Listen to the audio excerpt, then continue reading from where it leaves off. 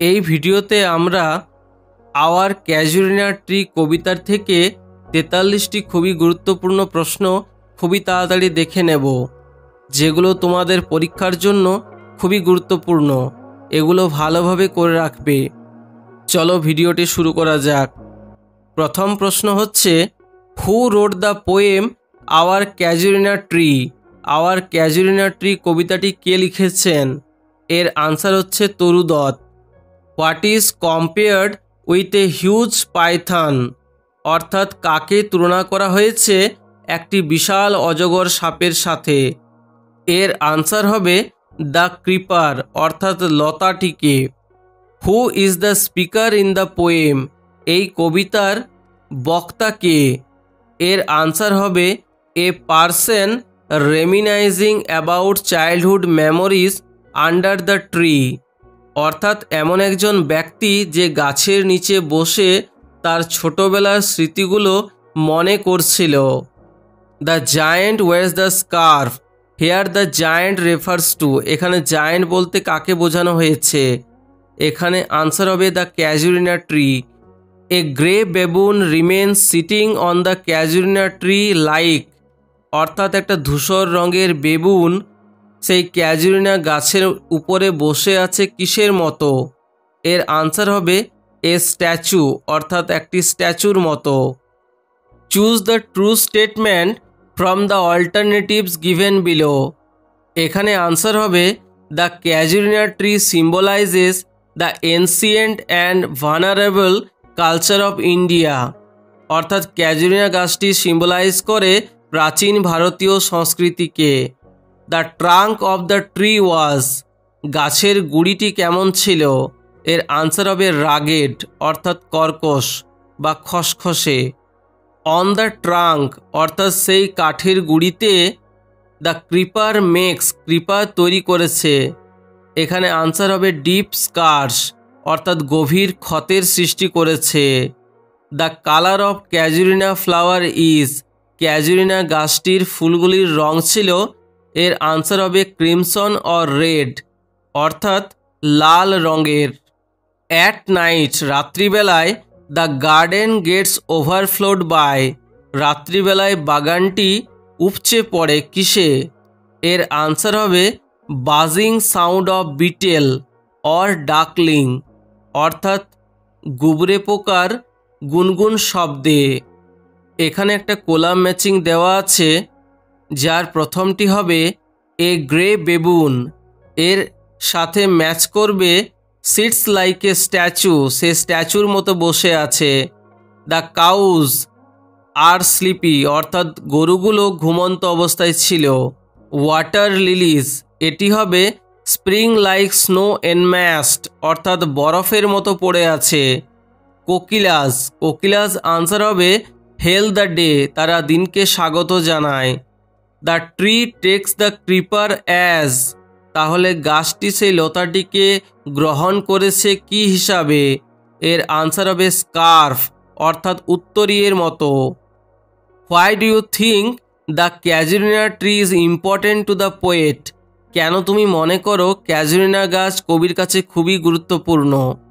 এর আনসার হবে বিকজ, কারণ ইট ব্রিংস হার চাইল্ডহুড মেমোরিজ, কারণ এটি তার শৈশবের স্মৃতিগুলোকে তার সামনে হাজির করে। The লিলিজ on the tank look like? তাহলে সেই দিঘি বা পুকুরে যে লিলি ফুলগুলো আছে সেগুলো দেখতে কিসের মতো? এর আনসার হবে স্নো, অর্থাৎ বরফের মতো। এখানে একটা অ্যাসারশন রিজন টাইপ কোয়েশ্চেন আছে, যার প্রথমে অ্যাসারশনটা হলো the casuarina tree is dear to the poet? Casuarina গাছ কবির কাছে প্রিয় ছিল, তাহলে এটা সত্য। এর কারণ বলছে she played with her siblings under the tree, কারণ তিনি সেই গাছের নিচে তার ভাই বোনেদের সাথে খেলাধুলা করতেন। তাহলে এটাও ঠিক এবং সঠিক কারণ। এর আনসার হবে option number D, both assertion and reason are true. Assertion এবং রিজন দুটোই ঠিক, and reason is the true explanation of assertion, এবং রিজনটা সঠিক এক্সপ্লানেশন অ্যাসারশনের জন্য। The poet is trying to convey through the poem? এই কবিতার মাধ্যমে কবি বহন করতে চান? এর আনসার হলো হার হ্যাপি চাইল্ডহুড ডেজ, তার শৈশবের আনন্দের দিনগুলো, and memory of the casuarina tree, এবং ক্যাজুরিনা গাছের স্মৃতিকে। Dirge like murmur that I hear, একটা শোক গাথার মতো গুঞ্জন আমি শুনতে পাচ্ছি। দ্য মারমার কামস ফ্রম, সেই গুঞ্জনটি কোথা থেকে আসছে? এর আনসার হবে দ্য ক্যাজুরিনা ট্রি, অর্থাৎ সেই ক্যাজুরিনা গাছ থেকে আসছে। বরোডেল ভ্যালি ইজ লোকেটেড ইন, বরোডেল উপত্যকা কোথায় অবস্থিত? এর আনসার হবে কাম্বারল্যান্ড, ইংল্যান্ড, অর্থাৎ ইংল্যান্ডের কাম্বারল্যান্ডে। Find out the false statement, এখানে মিথ্যা স্টেটমেন্টটি লিখো। এখানে ভুল অপশনটি হলো the tree wears the creeper unwillingly, গাছটি পরিধান করেছে সেই লতাকে আনউইলিংলি বা অনিচ্ছাকৃতভাবে, এটি ভুল, সে ইচ্ছাকৃতভাবেই সেই লতাটিকে পরিধান করেছে। The baboon is seen mostly in, বেবুনটিকে প্রধানত দেখতে পাওয়া যায় কোন ঋতুতে? এর আনসার হবে উইন্টার, অর্থাৎ শীতকালে। The sleepy cows went to, সেই ঘুমন্ত গরুগুলি কোথায় যায়? এর আনসার হবে প্যাশ্চার্স, অর্থাৎ তৃণক্ষেত্রের দিকে যায়। The poet could think of the tree until, কবি সেই গাছটি নিয়ে ভাবেন যতক্ষণ না পর্যন্ত হার আইস গট ড্রেঞ্চড উইথ হট টিয়ার্স, যতক্ষণ না পর্যন্ত তার চোখ উষ্ণ অশ্রুতে ভরে যায়। দ্য ইরি স্পিচ রেফার্স টু, এখানে ইরি স্পিচ বলতে বোঝানো হয়েছে ল্যামেন্ট অফ দ্য ট্রি, অর্থাৎ সেই গাছের বিলাপকে বোঝানো হয়েছে।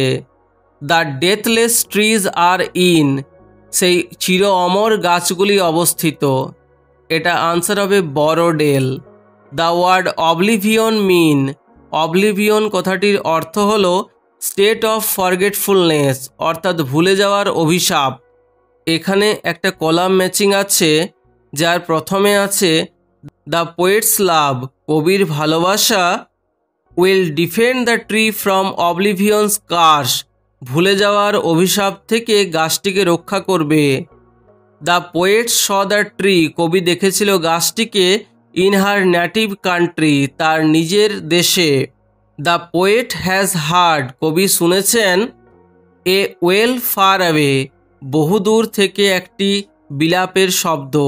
The poet thinks are verse, কবি মনে করেন তার কবিতাটি হল টু বি উইক, অর্থাৎ দুর্বল। The poet here's the lamentation of, কবি কার বিলাপের শব্দ শুনতে পান? এর আনসার হবে দ্য ক্যাজুরিনা ট্রি, অর্থাৎ সেই ক্যাজুরিনা গাছের বিলাপের শব্দ কবি শুনতে পান। Which of the following bird is mention in the poem, এই কবিতায় কোন পাখির কথা উল্লেখ করা হয়েছে? এর আনসার হবে কোকিলা। The poet has compare the murmur of the tree to, কবি এখানে সেই গাছের গুঞ্জনকে তুলনা করেছেন sound of sea waves breaking on a rocky beach, অর্থাৎ সেই সমুদ্রের ঢেউয়ের শব্দ যা আছড়ে পড়ে পাথুরে সমুদ্রের তটে। His puny offspring leap about and play, তার ছোট ছোট বাচ্চাগুলো লাফায় এবং খেলে। এখানে হিজ বলতে বোঝানো হয়েছে অ্যান্সার হবে দ্য বেবুন, অর্থাৎ বেবুনের কথা বলা হয়েছে। The phrase blessed sleep in the poem refers to, এখানে ব্লেসড স্লিপ বলতে বোঝানো হয়েছে ডেথ বা মৃত্যুকে। Which one of the following statement is false, এখানে কোন স্টেটমেন্টটি মিথ্যা? আনসার হবে Toru Dutt spent her old age under the casuarina tree, Toru Dutt তার বৃদ্ধ বয়সে ক্যাজুরিনা গাছের নিচে কাটান, এটা মিথ্যা। Statement the poetess imagines that the summit of the tree has reach the stars, কবি এখানে কল্পনা করেছেন যে গাছটির শীর্ষ আকাশে তারাদের কাছ পর্যন্ত বিস্তৃত, এটা হলো সত্য। A creeper embraces the tree round and round, একটা লতা গাছটিকে জড়িয়ে ধরেছে গোল গোলভাবে, এটাও ঠিক, কিন্তু এটা স্টেটমেন্টের সঠিক রিজন নয়। তাহলে আনসার হবে both statement and reason are true, but reason is not the correct explanation of statement. The phrase single beach in that's our casuarina tree is an intimation of whose poetry. এই যে single beach কথাটি আছে সেটি কবি কোথা থেকে নিয়েছেন? এর আনসার হলো এটি তিনি ম্যাথিউ আর্নল্ডের কাছ থেকে নিয়েছেন। এখানে ম্যাথিউ আর্নল্ডের লেখা ডোভার বিচ কবিতার থেকে এই শব্দটি নেওয়া হয়েছে। Why is the tree called giant? এই গাছটিকে কেন জায়েন্ট বা দৈত্য বলা হয়েছে? এর আনসার হবে ডিউ টু ইটস সাইজ, তার সাইজের জন্য, স্ট্রেংথ শক্তির জন্য, অ্যান্ড বোল্ডনেস অর্থাৎ সাহসিকতার জন্য।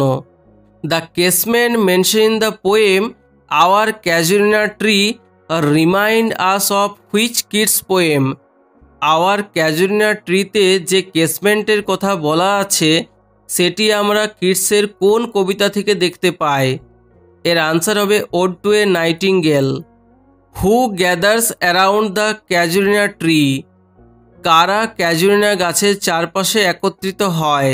এর আনসার হবে বার্ডস অ্যান্ড বিজ অর্থাৎ পাখিরা এবং মৌমাছিরা। At dawn the poet looks at the tree through অর্থাৎ ভোরবেলায় কবি কি দিয়ে গাছটিকে দেখেন? এর আনসার হবে casement.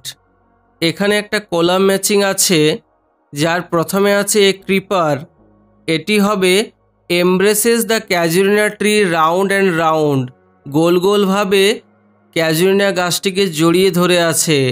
পিউনি offspring of the baboon, সেই বেবুনের ছোট বাচ্চাটি, এটি হবে লিপ অ্যাবাউট অ্যান্ড প্লে, সে লাফালাফি করে এবং খেলে। ক্রিমসন ফ্লাওয়ার্স, এটি হবে আর হাং ফ্রম দ্য ট্রি, লাল রঙের ফুলগুলো গাছের থেকে ঝুলে থাকে। কোকিলাস অর্থাৎ কোকিলা হেল দ্য ডে অর্থাৎ দিনকে স্বাগত জানায়। Sitting on the top the baboon watches, গাছের উপরে বসে বেবুন লক্ষ্য করে। আনসার হবে সানরাইজ অর্থাৎ সূর্যোদয়। দ্য ওয়ার্ড ডার্জ মিন্স, এখানে ডার্জ কথাটির অর্থ কী? এটি হলো মর্নফুল সং ইউজুয়ালি ডিউরিং ফিউনারেল অর্থাৎ শোকযাত্রার সময় যে গানগুলি গাওয়া হয়। The classic song mention in the poem is of, এখানে যে ক্লাসিক সঙ্গের কথা বলা হয়েছে কবিতায় সেটি কোথাকার? এর আনসার হবে both France and Italy, France এবং ইটালি উভয়েরই। মে লাভ ডিফেন্ড দি ফ্রম ড্যাশ, হয়তো ভালোবাসা তোমাকে রক্ষা করবে। এর আনসার হবে অবলিভিয়ন্স কার্স অর্থাৎ ভুলে যাওয়ার অভিশাপ থেকে।